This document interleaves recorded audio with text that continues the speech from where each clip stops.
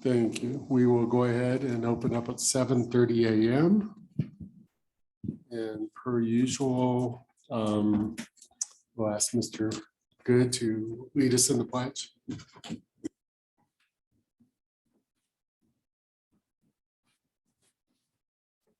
Pledge allegiance to the flag of the United States of America and to the republic for which it stands, one nation, under God, indivisible, with liberty and justice for all.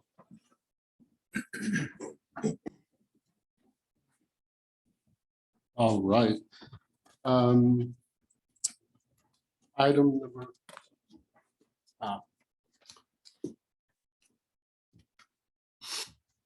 We'll go ahead and do the roll call, as Mr. Neal reminded me. Mr. Bourne? Mr. Good? Here. Mr. McCracken is absent so far. Mr. Mahias? Present. Mr. Gamelke? Here. Tony Perry here. Mr. Neal? Here. Rebecca? Here. Mr. Weatherford? Here. Sorry, Rebecca, disregard. That's okay. Okay, thank you, sir.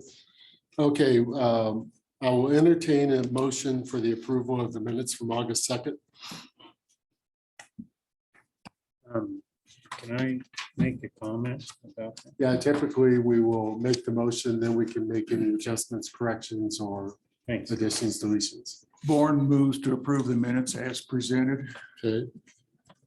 Do we have a second? I will second it. Mr. Neal? Now, Mr. Good?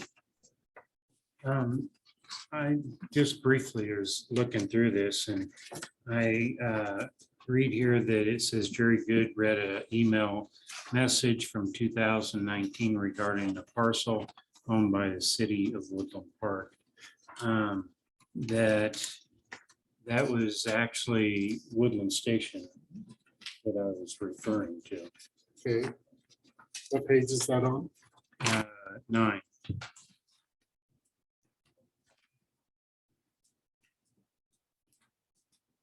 Section 8, middle of the paragraph.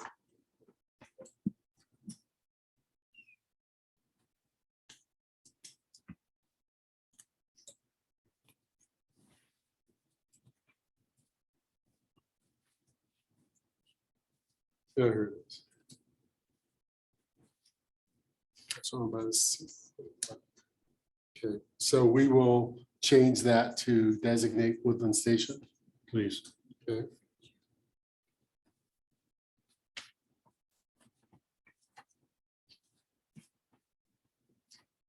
And I did send you an email requesting a copy of that so we could put it in the public record. Okay, it should be on the minutes and the recordings, right? Correct. No, the actual email that you referred to. We should put it on the public record.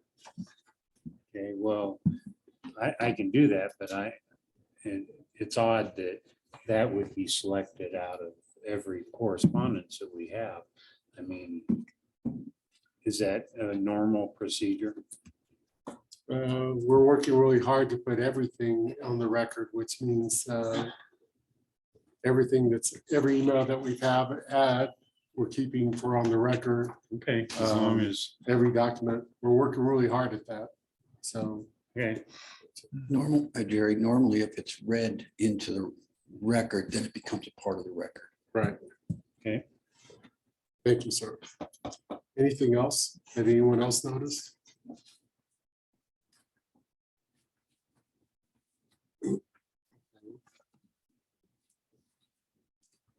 So we do have a first and a second, and if everyone's in concurrence with the correction that Jerry Good read an email message from 2019 regarding Woodland Station. Period. We'll make that correction, Mr. Allen. So we'll call for the vote. Bourne, yes. Good, yes. Mijares, yes. Gamelke, yes. Perry, yes. Neal, yes. Riddell, yes. Yes. Rutherford is yes. Okay. Okay, I'll go ahead and say that page 21, we have a duplicate form submission to the city that should have been for Rebecca Allen. We'll get that corrected. So what page 21 is a duplicate? So Ms. Riddell, Good morning. We have a couple of invoices being presented, one from the attorney and one from the DDA admin. They're included in our packet. So you'll also find some talking points for the initial meeting with the DDA attorney. That was with Tony Berry and Rusty Neal. So you have those to review. Roughly half of the talking points were discussed. As we mentioned at the August meeting, clarification of Mr. Neal's role relative to the DDA and city council was the main point and emphasis of the meeting. We wanted to verify that Mr. Neal is a voting member of the DDA and it is his call to recuse if he perceives a conflict with the city council. The other documents sent to the attorney prior to the meeting was the initial draft of questionnaire for the Woodland Station applicants. So we have from the attorney a total invoice for $2,390. And then we also have, do we want to vote on that one first before I oh, present? we can vote on in the aggregate, I believe. Okay. And then the second one is from our admin for $200 for her work, 8 hours of work last month. Those are the two we would like to get approval on today. Are there any questions, particularly on the DDA attorney invoice, the detail there? Just clarifying that the detail is attached to the other copy of the invoice further into the packet. The That's the detail is on- detail. Okay. Correct. Yeah, the detail is on page 14 of 40. And then the other form is what we submit to the city for them to actually cut the check.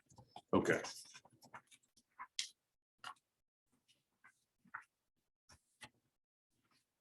Okay. Hearing none, I will entertain a motion to approve paying the invoices as presented. I will go ahead and make a motion to approve the two invoices as presented. Born seconds. Thank you, Mr. Neal. Thank you, Mr. Bourne. We will call for the question. Roll call. Born, yes. Good, yes. Miharis, yes. Gamelke, yes. Perry, yes. Neil, yes. Riddell, yes. Rutherford, yes. Okay, we also, one other item on page 23, you will see our budget. We have our budget to our actuals. So on the TIF property tax revenue, we're a little bit below budget. We're waiting for tax payments to come in. For TIF reimbursements, we are right now a little bit below budget. Our professional fees, we're below budget, and our legal services, we are below budget. And at the bottom on our loans, you can see for the Vectra, we're on budget there. And for the second one, we are just slightly below. For the third one, we are at budget as well as the fourth one, and we haven't done anything with the principal city loan yet. Yeah, so this is a new report that Mr. Vasalati from the city put together for us, which is a big helpful to kind of track what we're doing. It's fairly simple, obviously. We're also working on, he's working on for us what I would call a balance sheet that shows our liabilities and current balance to liabilities. So we should see that next month. Any questions on the report? Okay, hearing none, I'll entertain a motion to approve the financial report. I'll motion to approve the financial report. Mr. Maharis, I'll second it. Mr. Neal. Okay. Hearing no questions or comments, we will call for the vote. Born, yes. Good, yes. Miharis, yes. Gamelke, yes. Perry, yes. Neil, yes. Riddell, yes. Weatherford, yes. Okay, thank you. All right, so you did notice on the detailed billing from the attorney, a lot of discussion of conflict of interest. As we've discussed over many months, the attorney has prepared a conflict of interest training that they will do October 4th at the meeting. It's approximately 30 minutes, he said. The attorney is actually out of town on a trip with his wife this week, which is why we didn't do it this week for this meeting, but that is prepared, ready to go, and I think it's very relevant and pertinent to our proceedings here.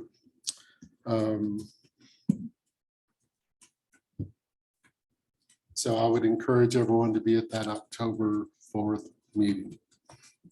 So that's 5A. Next, we have listed the Woodland Station sale contract in the Woodland Station Development Agreement. And I got notice last night, or Mr. Neal and I got notice that you had a revised contract. Would you like to hand that out for us, or do you have it? Sure.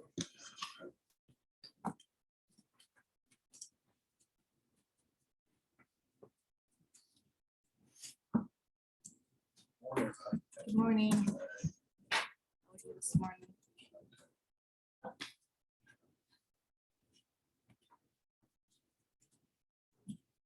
Mark, thank you. Good morning, sir.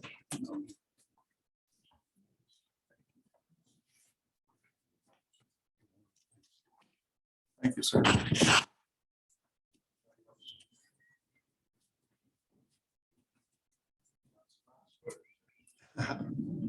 All right. Yeah, I think if you could just tell us the difference between this contract and the previous one you submitted. Sure. Good morning, everybody. All I did is took the previous contract that we presented back in July and moved the dates out because that was a 45-day timeframe to close. And we're well past that already. So this bumps it out to the end of October for closing. So it moved all those dates for review of documents, working on the ADD so that we can close by the end of October. That's all it did. All the other terms and conditions are the same. And am I recalling correctly that the other, obviously the disposition agreement is the important second part of this contract process, but also, if I'm recalling correctly, your collaboration with David Weekly Homes, does their 60-day window start upon closing or execution of this contract? Execution of this contract. Okay. So may I give a quick timeline update? Absolutely. Yeah, So that's fine. yeah, so we at our August meeting, we were selected to do this, and then things have been moving pretty fast in multiple directions. It went to the city council where it was presented there.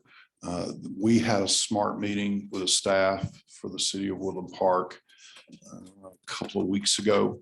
That was very important to get all the staff members present to see what the general concept plan was. At the same time, all those meetings went on. Meetings have been going on with our architect and with David Weekly Homes, trying to do a collaborative master plan for the whole thing. So those are all in motion. TBK Bank, we've had meetings with them. So it's moving, we are moving along. And really this document needs to get executed, and then the agreement for disposition and development. So what I took for that document is the Woodland Hardware agreement that was signed, and I scanned it in and converted it to a Word document so I can edit that. Failing any other blank template that we could use, that's what I thought I would go with. Yeah, I think that's a good start. Yeah, so essentially, my perspective is that the actual sales contract is pretty straightforward. It looks like the standard form for the agreements. I think what's most important, which is going to require some effort on our part, is making sure we get the development agreement properly done. And what we mean by that is, I think your approach is good, because I think we asked you to take the first stab, have your attorneys look at it. Yep. But the main thing here on the development agreement is that we make sure that as the DDA, we protect the city on that property. And so have you started tossing around ideas about some protections, some what if scenarios?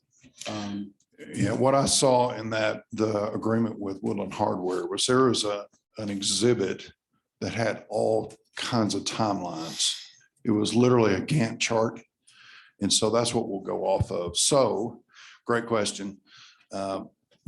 We work on that document with our attorneys and your attorney. And we work with Ray Thomas, our GC, who's doing the construction, to make sure that we're all aligned with that timeline. And David will help a lot with this as well. So that's what we're going to start working on as we speak, and once we get this document signed, the contract. So correct me if I'm wrong, that I really personally don't have any concerns that Tava is going to come online. Yep. And possibly the Forge within a fairly reasonable timeline. What I've been thinking about is the other part of the equation of the additional commercial that may emerge, and of course, the residential aspect from David Weekly Homes. Do you feel pretty confident that you can pull together the master plan agreement with David Weekly in pretty short order and at least get their timeline to marry with yours so that we can make that part of? We do. We want to proceed with the commercial portion as fast as we can, just because we've got time pressures about construction for Tava. And we'll work and collaborate with David Weekly Homes on that southern portion, that residential part. I just want to say that we're going to work on that with them, but we can't wait. They have a more complex situation down there because they're just trying to figure out their asset mix, what they're going to have, the product. So we're going to proceed with the commercial full steam ahead. And then as that progresses, so will the design for the residential portion. So we have Mr. Weaver at the podium. Are there any other questions from the rest of the board? Yes, Mr. Good. Well, my concern is that according to the overlay district 18.31.030, permitted uses for Woodland Station Overlay District. And the way I interpret this is that there is no ground level residential allowed under this code. How do we address that? I mean, it's there, it's a rule. Yeah, so the overlay district, I think it was the 2008 DDA that set that parameter. You recall that, Mr. Bourne? Not specifically, no. Yeah. Sorry. So how we address it, Mr. Good, is that part of this process, in my opinion, is going to be to vote at this board level of removing that requirement and then taking that to city council for their concurrence. As you recall, both this applicant, now developer, and the other applicant, without that being removed, it was kind of a no-go on the project. Because even though I understand you're going to try to get some mixed use in the upper piece or the northern piece of the property, Yep. The market is driving towards the residential piece. So it will require city council concurrence to our agreeing to change that. So that's a great question, and you interpreted it correctly. And Jerry, what's interesting as supporting evidence of the city's position on that, if you look at the comprehensive plan itself, it does talk to Woodland Station and expanded it from a vertical mixed use. In the comprehensive plan, it actually says it can be horizontal mixed use. So that would be the foundation of a citizen approval of the use of the land, where they put that language into the comprehensive plan. Well, there's also the benzene issue. Mhm. And I'm not sure who's responsible for that. Whether it would be us as the seller of this property or as the purchaser would be responsible. But I would assume that that should not be brushed over lightly simply because the dangers involved. And maybe that would be why the requirement for second level residential is in there. And the liability we'd be putting the city under if we don't do this properly. Yeah, that's the exact talking point Mr. Anderson from the other applicant communicated right after the vote, that he was concerned about that. What I would say in the development disposition agreement, the liability for mitigating that will be on the developer. There are some things they can do based on the V cup, based on previous uses to mitigate that. And I suspect they're going to do another environmental to test where they're going to build the residential. So that will be on the developer as part of the disposition agreement. Signed, right? Um, It will be documented, right? Yes, it will be part of the development disposition agreement. Yeah, Mr. Anderson brought that up immediately after the vote. And as far as I could tell, based on all comments, the developer understands all those risks. We do, and Mr. Good, that's spot on, that concern, because it is a thing. Our civil engineers reviewed that V cup, so is David Weekly is reviewing that V cup. It's quite large. So as we do an initial review of it, it's nothing that's making us go, wait a minute, stop everything, we can't do this. But it is something we're aware of, and we're watching for that, how best we can. If there's remediation that needs to be done, what's that going to entail? How far does this plume go? Does it even go all the way down to the residential portion? That's the sort of things that we're trying to determine now. Yeah, I think what I heard from Mr. Nelson from David Weekly Homes, in their initial review of the V cup, that they feel pretty confident they can address it. As you recall, one of their developments is down off 21st Street, where their mitigation, they had to put 6 foot of, I think, new soils to mitigate the mining. What was that was there? The Yeah, plant. that Gold was Hill there. Mesa. Yeah, Gold So Hill you Mesa. can't, there's restrictions. You can't dig more than 30 inches. Yeah, so Yeah, They've been through it all before. yeah, I always thought Sure. that was weird, it's kind of like some creepy movie or something. The arsenic from the tailings. yeah, so it will be and need to be in the development agreement. So you're exactly right. So the question though is timing. So Mhm. the DDA attorney is out this week. Okay. We've signaled to him that we need to jump on this. And so if you as the developer can get that development agreement far enough along. Yep. And what we don't know is with our new attorney, does he have a different template that he Mhm. prefers? Mhm. But I suspect once you work through some of those details and attachments, which is really the meat of Yes. that agreement. Yep. We can marry it up to whatever agreement template that our attorney might be comfortable with. Sure, sure. And at that point, we would turn it over to the attorneys to work out the details. So the only thing I'll challenge the board with is besides some of the obvious obstacles, we have to think about, because I guess I'm pretty confident that the commercial that you've discussed will come online. The residential may take several years. That's pretty standard. Both applicants communicated that.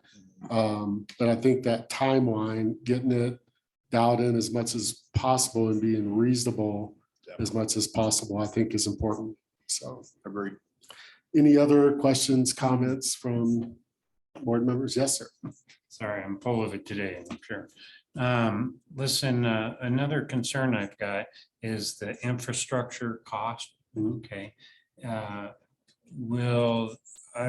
would feel much more comfortable if that was determined before the contract is signed as to, because it appears to me it's an open-ended account, open checkbook.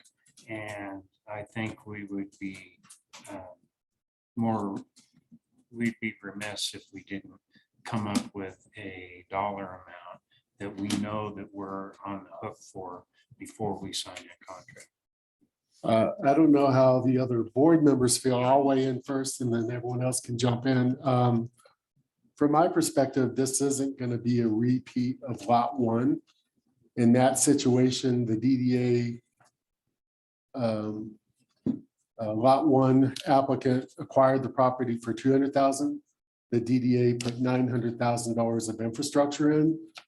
My expectation personally is that we're not talking infrastructure costs. We're talking each entity that builds a Woodland Station, if they want to, would approach the DDA and ask for a TIF deal, which is based on the delta, not on the infrastructure cost, just the delta itself.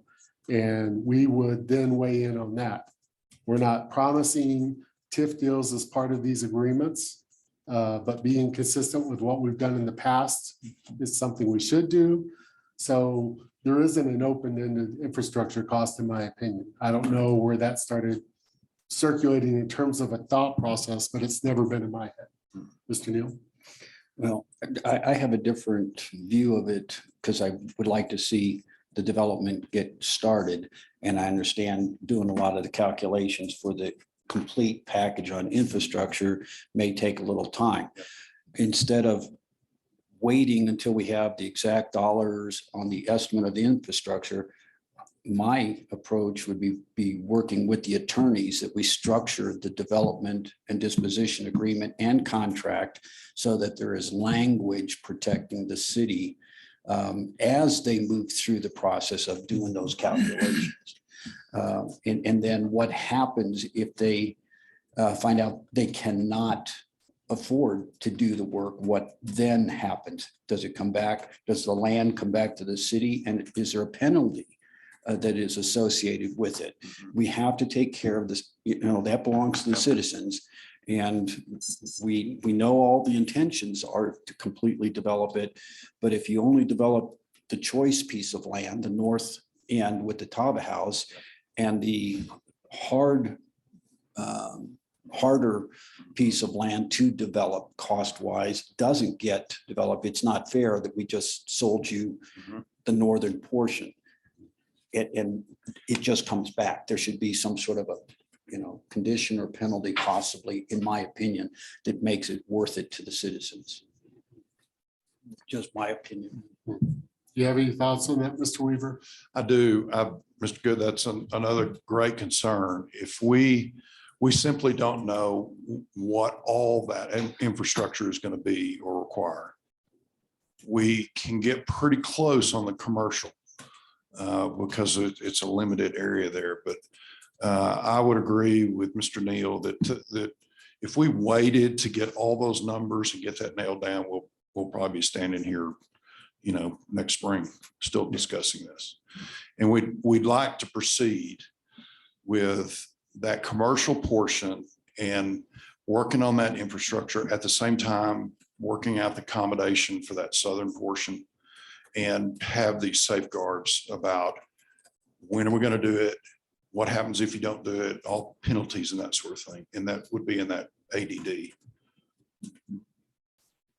Any other thoughts, Mr. Bourne? Certainly, this is a multi-year project. We're saddled also with a multi-year inflationary concept that we have to factor into it. So it would be a very difficult, and there's unknown things to be addressed as we go through this. So to put a number on it now and try to live by that, I could see would be extremely difficult. And the number would be, I think, something associated with the swag concept. Yeah. And that's of little value. Can I just Agreed. add to that if you're done? I'm done. Sorry. Just, I think we need to keep in mind that we have a fiduciary responsibility to protect the city.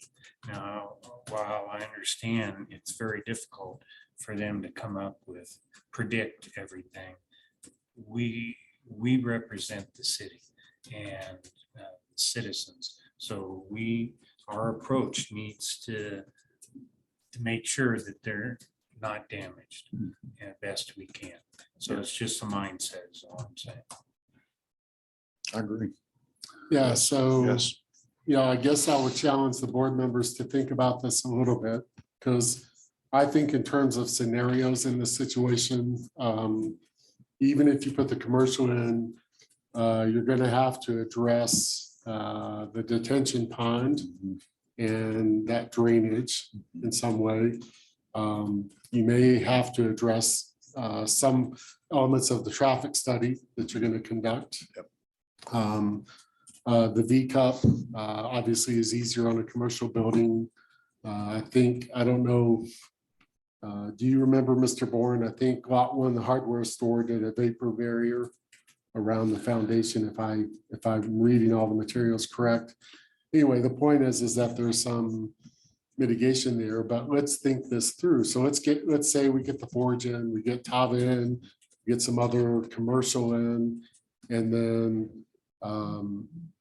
the drainage ditch or one of those elements rears up and it's some crazy number that it would be difficult for anyone to execute on. Yep. Then we have to think about, okay, it's fine to say we're going to take that property back. Do we then just make the rest of the southern half, parkland, like some previous members of the DDA submitted that it should be a whole another park of the city? That's a whole other set of conversations. I don't think the city probably wants another park, but anyway, so we have to think about those, and that what has to be dealt with in the disposition agreement. So if we're going to meet the timeline of getting this executed right away, so you're not held up, we have to do some really difficult work in the weeks ahead. Exactly. Hey, Tony, I don't think the board wanted to make it another park. The board wanted it to be useful until it becomes a development. And there are lots of ways to approach that, but I don't think it's fair to say that that was what the board wanted.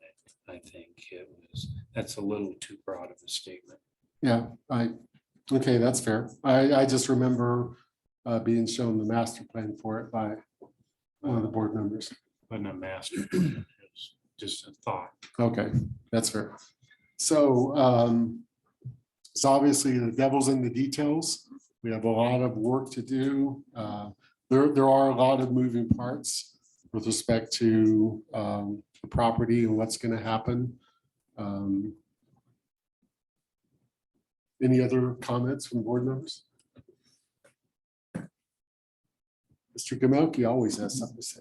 Not today. Mr. No, Boyd? I would just say that, there is a lot of infrastructure and we're trying to tie that down and even look at phasing scenarios and in how this comes together. A lot of city input, there's a lot of city infrastructure that they're requesting to add into this, namely, some of the upstream detention from the city engineer, that's all of Gold Hill Plaza and beyond, that affects the parcel that's, part of the city's request. A lot of trail corridors, connections, a lot of things that we've been working with planning and engineering to come up with that is a significant infrastructure burden on the parcel.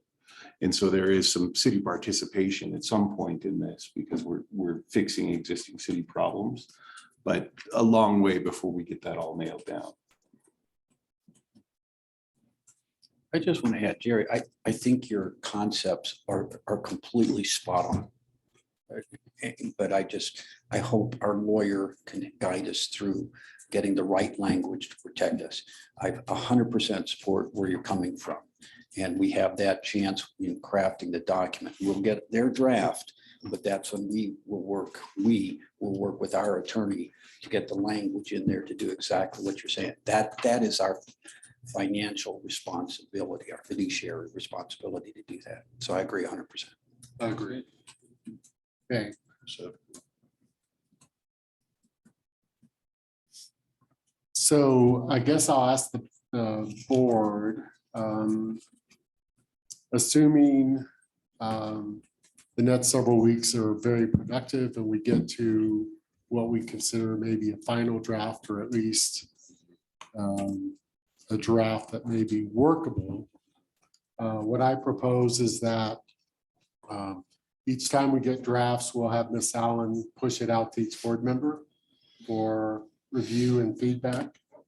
Since this is a very fluid situation, if we feel like we've gotten to the final draft or close to it, I would propose that we call it a special meeting to address it, just particularly to make sure we come to an agreement on both agreements. Like I said, I think the contract is pretty very straightforward. straightforward. We just have to get the development agreement dialed in. And so is the board, if we're able to pull that together in a few weeks, is the board open to another meeting yet this month so we don't hold up the developer? Yes. Yes. I hear a consensus. Thank you.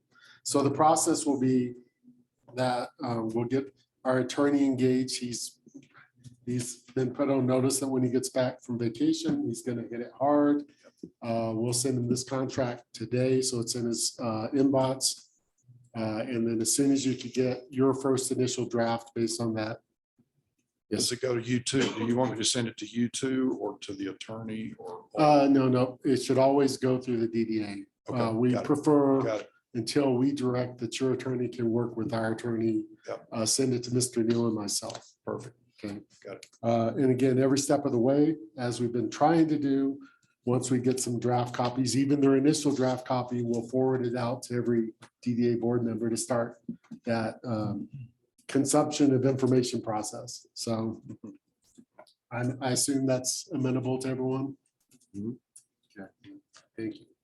Thank you, Mr. Weaver. bet. Anything else you want to add? No, I just want to let everybody know that this is a big collaboration between multiple entities. And we are here to make this work. We will figure out how to make this work. It's important to us as citizens of this town to see this come to life. And with the brain power that we have around it, I feel confident that we can see this through. So thank you for the opportunity. Again, I appreciate it. Thank you. I'm going to jump out of order just a little bit since we kind of jumped into order. So on page 40 of 40, Mr. Weaver mentioned the smart meeting with the city. I attended as a representative of the DDA. Mr. Maharis was there actually representing Tava. So, but that's the two. It included Karen Sminky, Kip Wiley, Ben Smith, Dave Burgess, Tyler Lambert, from the Tava Group, Mr. Maharis, Derek Wagoner, Mark Weaver, Mary Sikowski, from the Tava Associates, Ryan Lloyd, the Tava architect and his associate, and then Ty Gordon of the Forge, not to be confused with Forge Works. The Forge is the climbing gym that they're talking about in the other commercial kind of anchor tenant or tenant business that would go in there. And then Mr. Nelson from David Weekly Homes was also in attendance. And in general, I characterized it as a high-level discussion of water, storm drainage, infrastructure, grades, fire hydrants, protection, and open space. The city was supportive, and I did hear that, Mr. Maharis, that the city is very interested in this project happening and moving forward because I did hear that there were a lot of things that the city during this development will be be able to fix a lot of past deals and take care of a lot of issues. And I think Waterloo, was that one of them as well? Water loop's a pretty minor one on that site, but yeah, I mean, more water infrastructure, more looping is always beneficial. Okay. I thought my perspective was it was a very positive, proactive, productive meeting. And I believe what I came away with is that Ryan Lloyd, the architect, will be working with Preston from David Weekly Homes to put the master plan together. So they're collaborating. Is that correct? Correct. Thank you. Okay. So let's jump back to number 6 real quick. So I will frame this. I'll start doing a chair report, and the intent is to make sure that the board is aware of all the actions that I'm aware of throughout each month. And my intent is to frankly, as chair, to get each of you engaged in various aspects of what we may do as a DDA.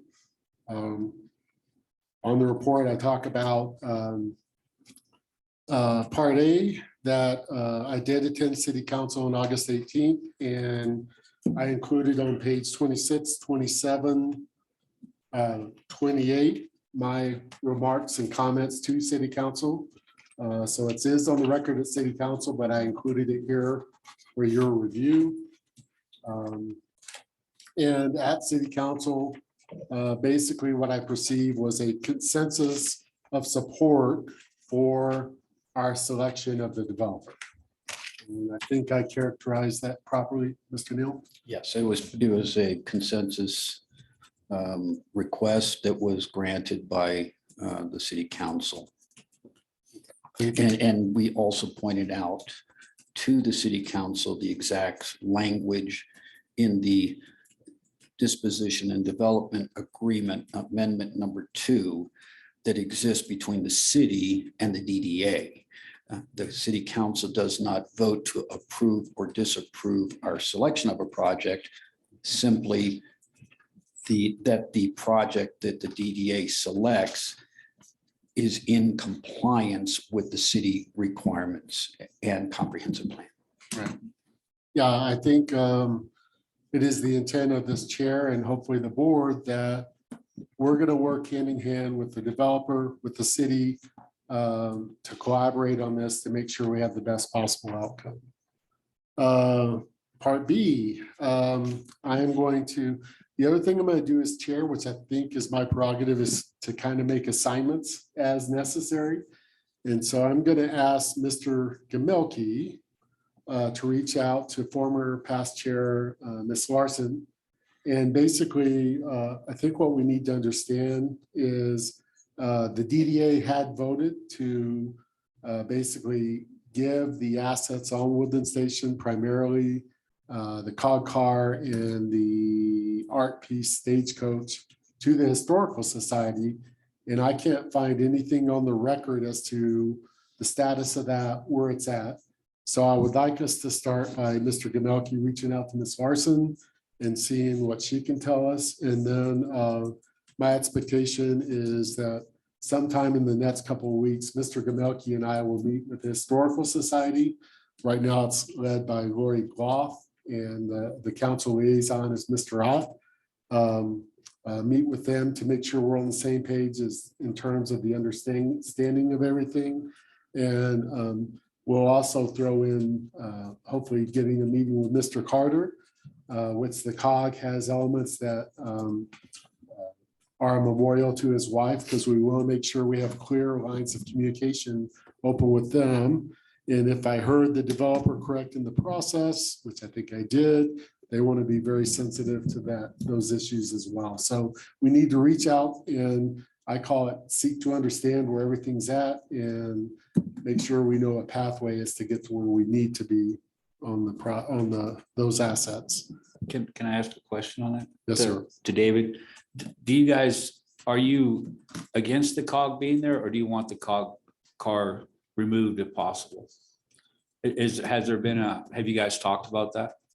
We have, it can't stay where it is because that's where the restaurant's going to be sitting. But placement somewhere else in the 6.63 acres is okay. If we can incorporate it with the overall master plan for both commercial and residential, we're open to that. Okay, It just can't stay where it is. right no, I now. understand. I just Okay. wanted to know what the goal would be, in the conversation. We've thought right there at that elbow that would be a good placement to move it. But we also don't want to impede on anything that the residential component Right. wants to do there. So we're open to it being there. We're just kind of to figure out where it may not can stay there. It may have to Okay. be relocated. Okay, thank you. Yeah, I would just suggest that you factor it into your master planning concept and pending communication, working with the Historical Society, Mr. Carter. We'll see what emerges from those discussions. Just to that point, so there's the cog that we really want to try to incorporate.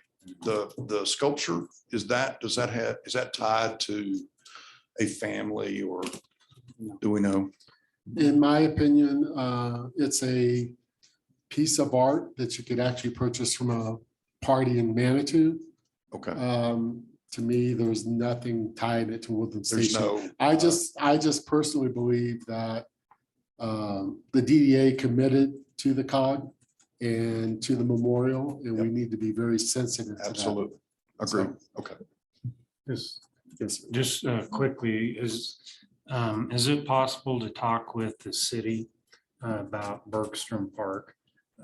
Possibly, it is Woodland Station. It is a train car with Pikes Peak in the background and all. If it's got to be relocated, that could be a possibility. I think, I don't know what the city would think about it, but I think it could be pursued. Thank you for bringing that up. My thoughts on it, Mr. Good, are, this is an opportunity to maybe reimagine Bergstrom Park a little bit, and moving the cog trail rail over may make complete sense. And I think it should be explored, not only with the city, but with the developer to see if there could be something creative done there. Again, I am very big on history and intent. And so we also have to be very respectful of Mr. Bergstrom's intent when he deeded that property to the city.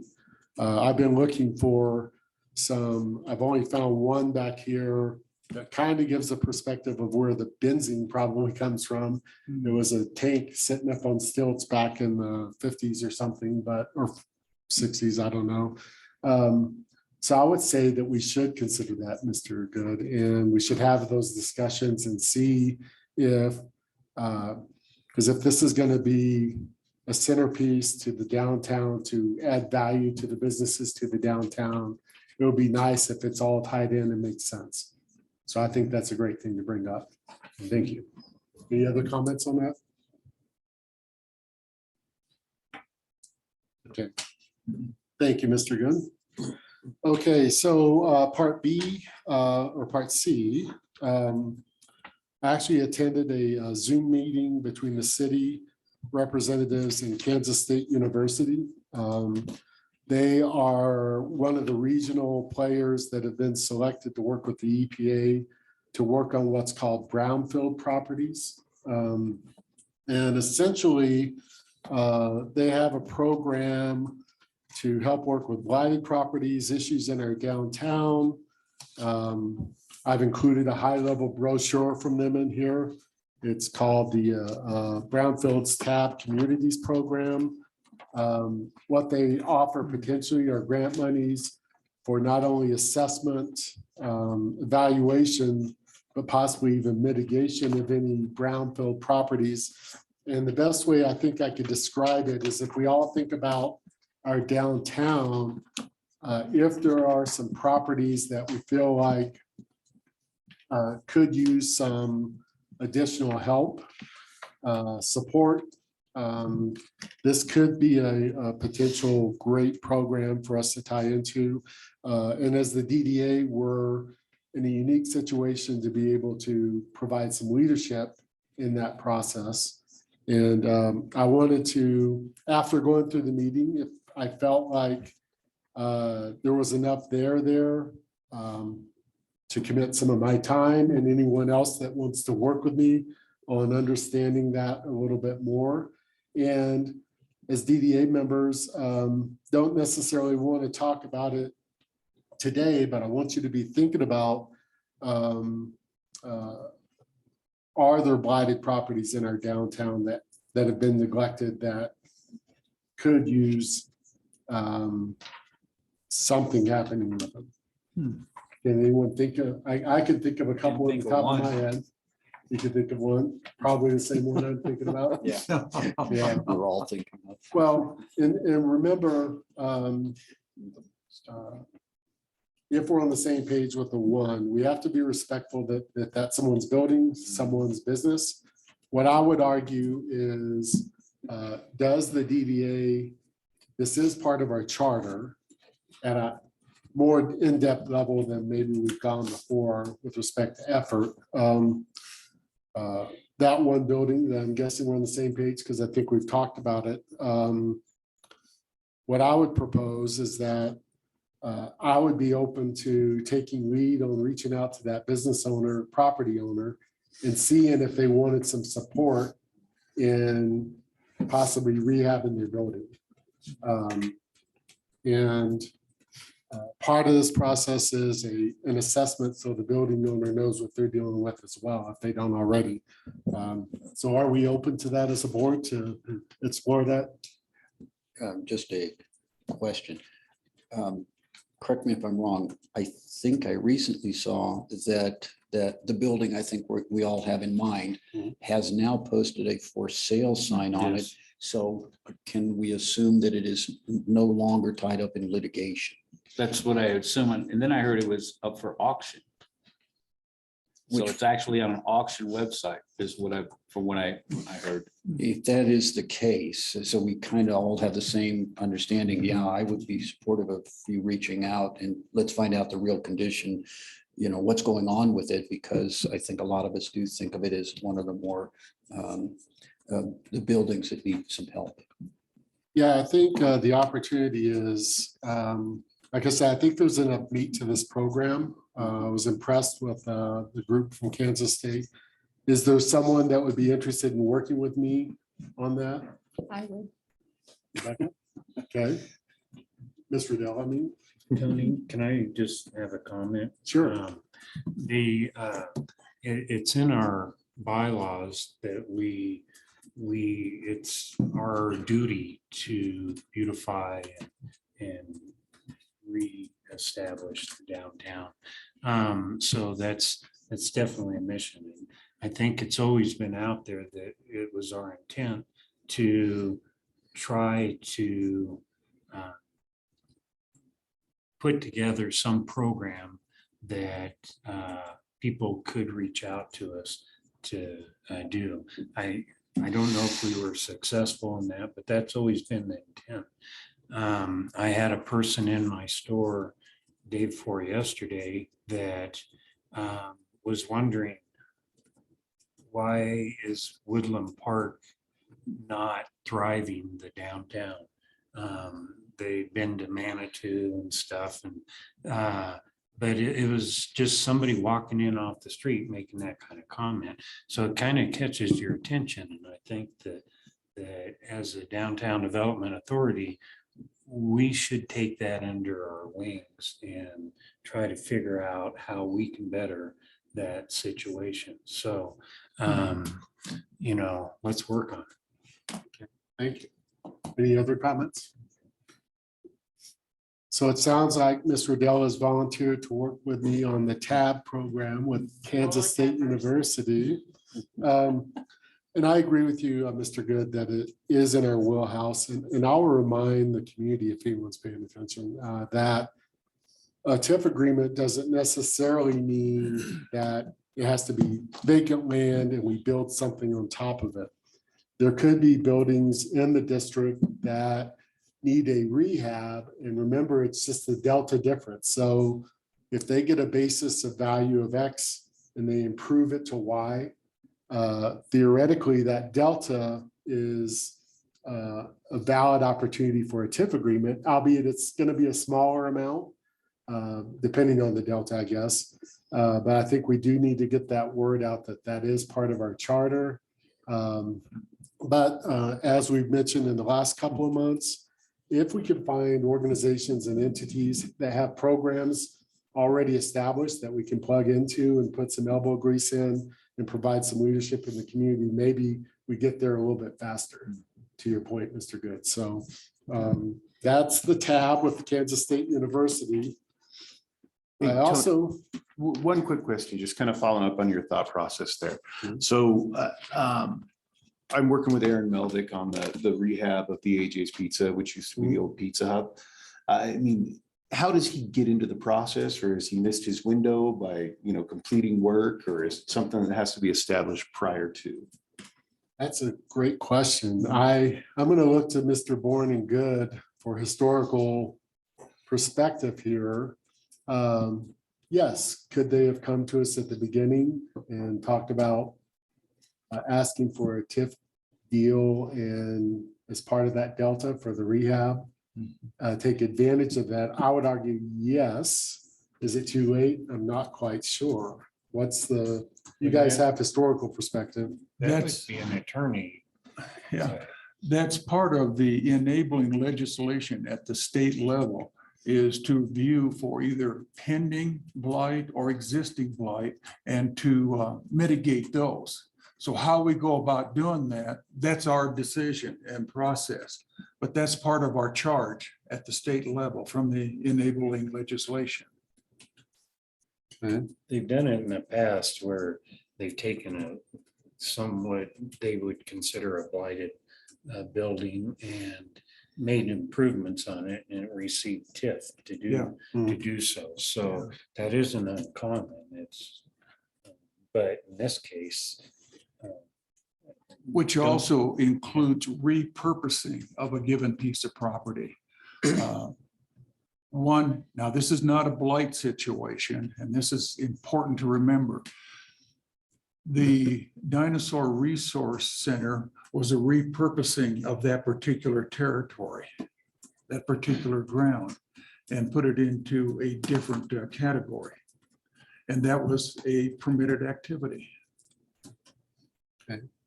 So we can repurpose as well as mitigate or correct blight.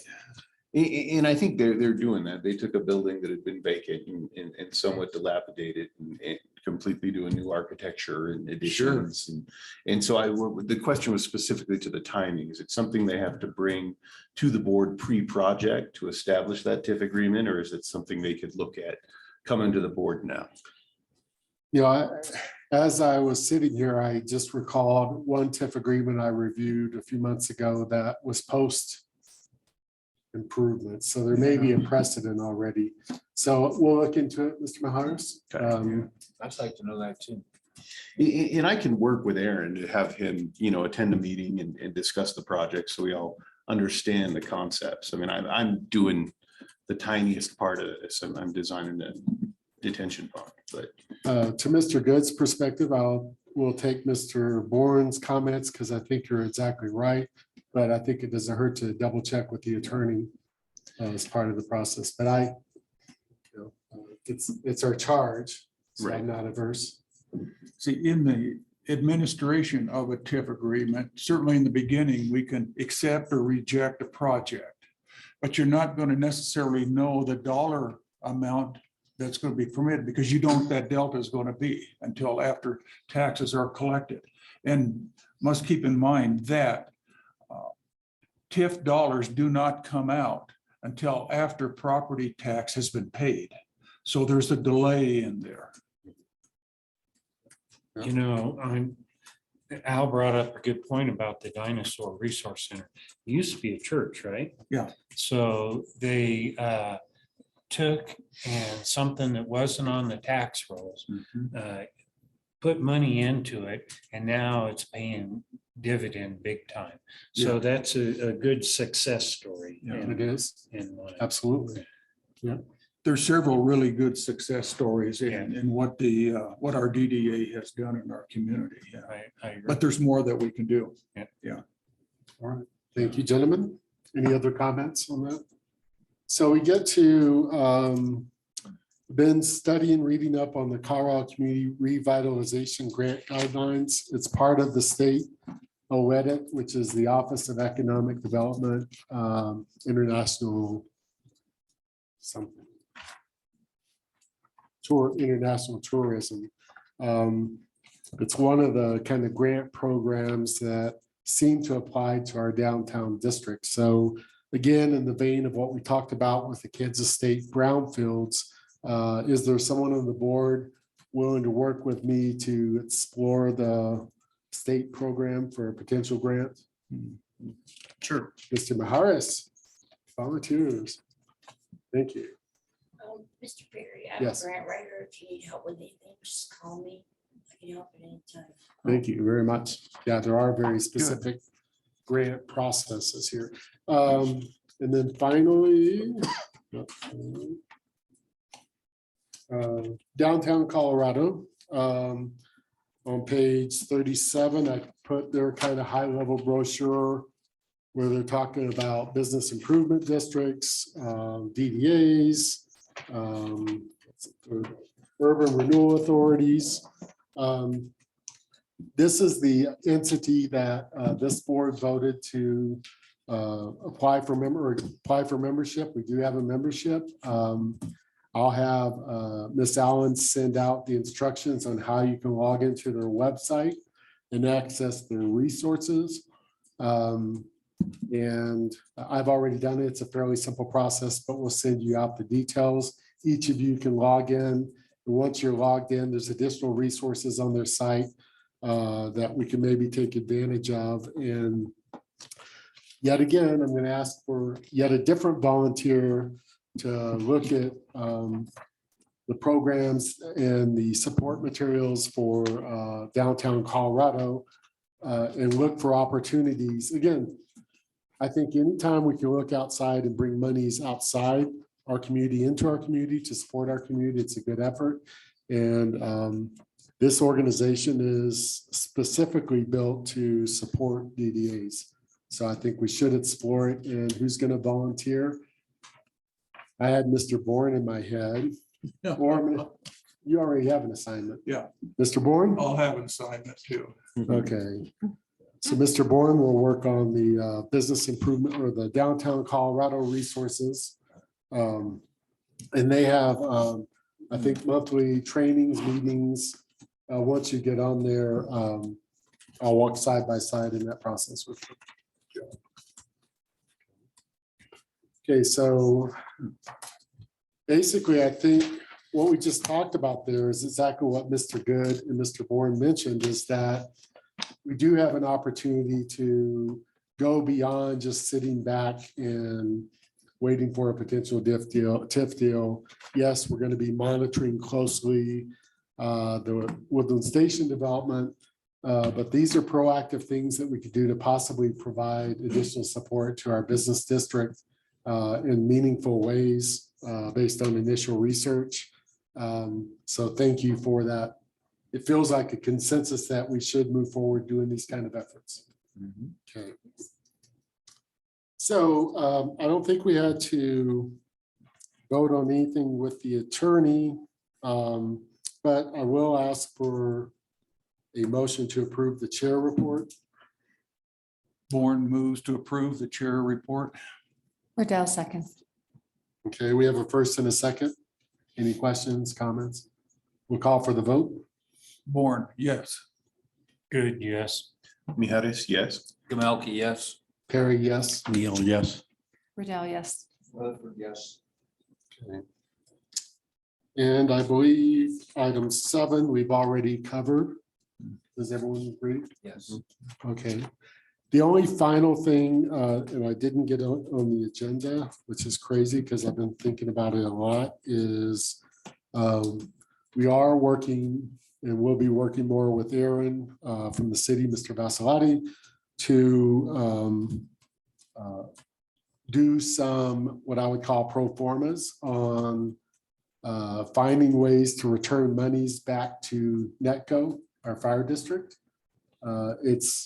I believe very passionately that we should find a way to do that. And I guess I would like at least a consensus support that we should explore doing all of that work and then come back to the board with the possible strategies on how we could do that. Do I hear any objections? It's a good idea. Yeah, no objection.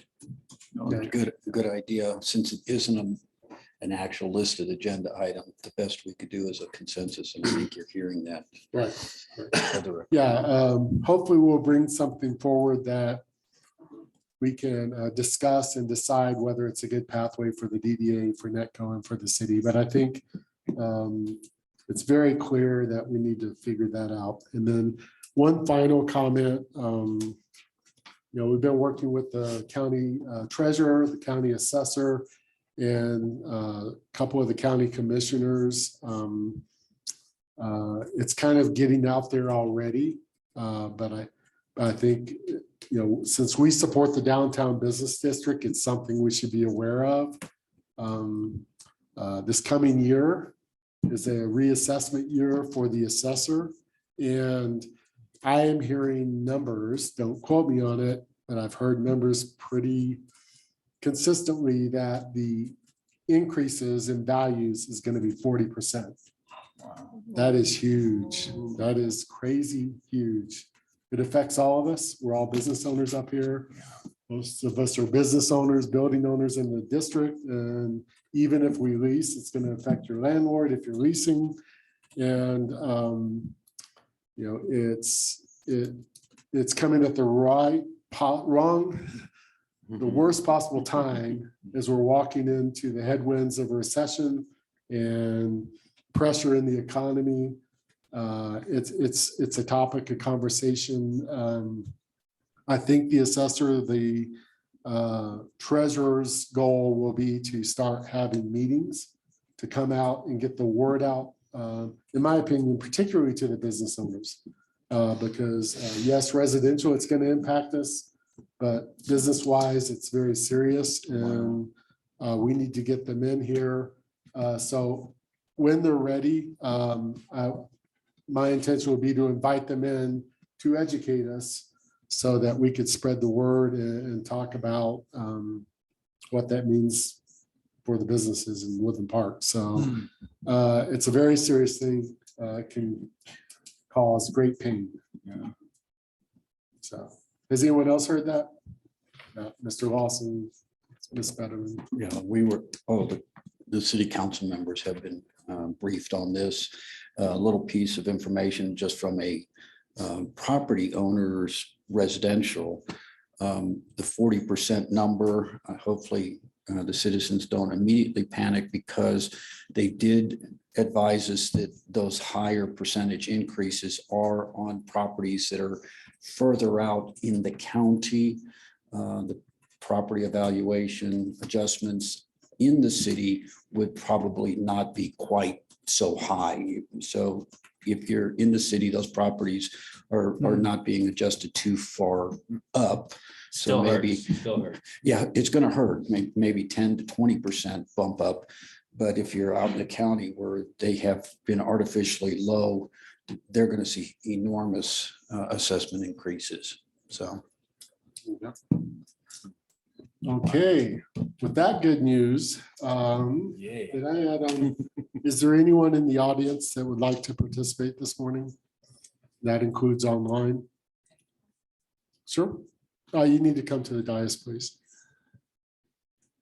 And just state your name and the city you live in, please. Okay.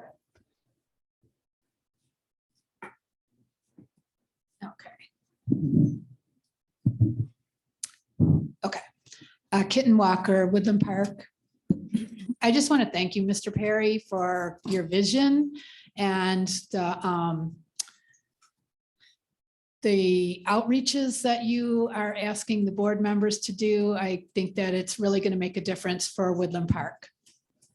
And also, I know that you and I had discussed having coffee so you could educate me on the, what do you call it? Yes, thank you, the TIF. And I have been traveling, so I am back in town and would love to have coffee. And also I would like to meet with Miss Adele to be educated on the budget. So that's what I would like to say. And now I would like to just say a prayer over you. So Father, I just thank you for this board. I thank you that each one of them works diligently to oversee our city, and that their hearts are in the right place, and that Woodland Park is a city on a hill. In Jesus' name, amen. Thank you. Thank you. And that's Ms. Riddell. Maybe next Riddell. week, and I'll coordinate with Ms. Betterman. Is that fair? With Kitty, I can drive. Okay, and maybe we can do lunch at Joni's so that we can snag Ms. Riddell for 5 minutes. My treat. No? Yeah. Okay, thank you. So next week I'll commit to that. And Mr. Lawson. So, just real quickly, there was mention of the car conversation. I think there's a little bit of confusion, which we all get between the Historical Society and then the Preservation Committee. Oh, So Lori Gloff is the Preservation. Committee. Donna Finnicle is the chair of the Historical Society. Donna, what was her last name? Finnicle. Okay. I believe it's still Donna. I missed that. You're exactly right, because I had Preservation Committee in my head. Yeah. It happens to the best of us frequently. So I just wanted to point that out. And then also. Michael, Yes. and just one clarification, we do not have a city liaison position. You mentioned David Ott. He is actually not on. He's the Preservation. Correct. Got Thank it. you. Sorry for You're that right. confusion. Absolutely. And just to commend you all for during the chair report, talking about liaisons doing DCA, KSU and the like, that those are excellent steps. And certainly staff is here to be a resource for you all as you go through those journeys. Those are all excellent programs. We've been involved with the KSU conversation in DCI. Very, very excited to hear that. So thank you. Thanks for all the volunteers this morning. Is there anything else? For the committee? Just a real random thing.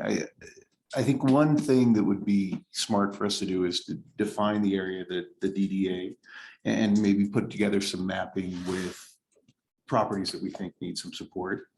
So I don't know if you know, Michael, if we actually have the DDA boundary written somewhere. Oh, yes. Yeah. I mean, I can put We it do. together, but I Yeah. believe we do have some shape maps and GIS, how accessible they are in that software. is that something I'd get from Kelly, most likely? I Yeah, you could ask Kelly. I have copies of them. I have soft copies. Well, I'm actually looking for the CAD drawings, then I'll put it Oh. together in an overlay and bring Yeah, you I some can- drawings in. I can ask Kelly. Dave might have them as well. I know I have a hard copy map in my office, so it must exist somewhere. Yeah, and as a follow-on, we're also working with the county treasurer. We're actually also identifying all the properties in a spreadsheet or database format. I prefer database, where we understand all the property owners and then the businesses attached to each of the properties in the district.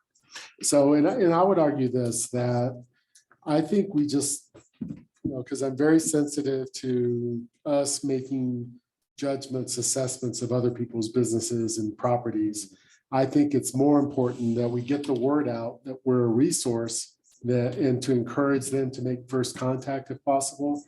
I think the property we're talking about, that we all seem to have identified, that's a little bit different scenario. We're going to make first contact, but in general, it'd be great if everyone knew they were in the district, Right. if they're not aware already, and to encourage them to communicate with us and to participate with us in improving our downtown. And I think getting some mapping up on, our portion of the city website is probably, part of that.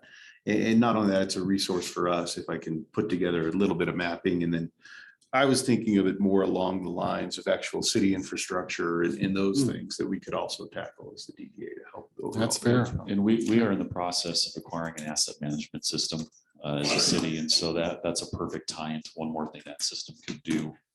And making at least some of it safe stuff, making that publicly available for people too. And the only request, David, I would have is as you're getting the CAD drawings is if you could bounce it up against the legal document. Right now, the foundation plan has the entire list, and there is an official Woodland state or the downtown development district map. Just And that's compare what it I'm to hoping to that. get is that shape file of that downtown district map. But Yeah. if you have a hard copy that I can bounce it against, I do that I as can well. give you a hard or soft copy. It's a great idea. Hearing no other business, I'll entertain a motion to adjourn. Bourne moves to adjourn. We are adjourned.